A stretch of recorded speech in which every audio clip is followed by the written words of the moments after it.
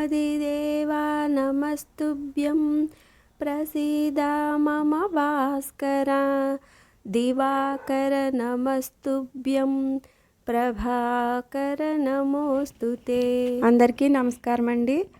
ఈరోజు మన హిందువులు జరుపుకునే అత్యంత విశిష్టమైన పర్వదినాలలో ఒకటైన రథసప్తమి విశిష్టత గురించి కొద్దిగా తెలుసుకుందామండి. ఈ రోజును దీనిని మాఘశుద్ధ సప్తమి నాడు జరుపుకుంటారు. ఈ రోజున సూర్యుడు తన రథంపై ఉత్తర దిశగా ప్రయాణం చేస్తాడని అందరూ నమ్ముతారు.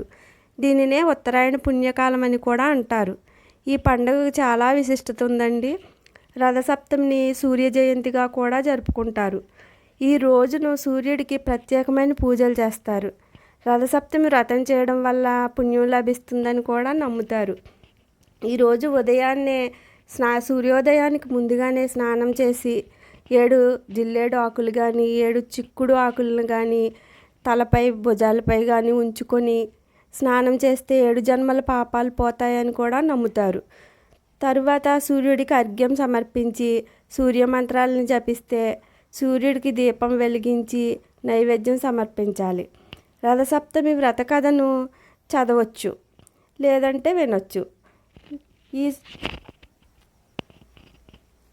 ఈరోజు కొత్త పనులు ప్రారంభించుకుంటే చాలా శుభప్రదమని కూడా అందరూ నమ్ముతూ ఉంటారు.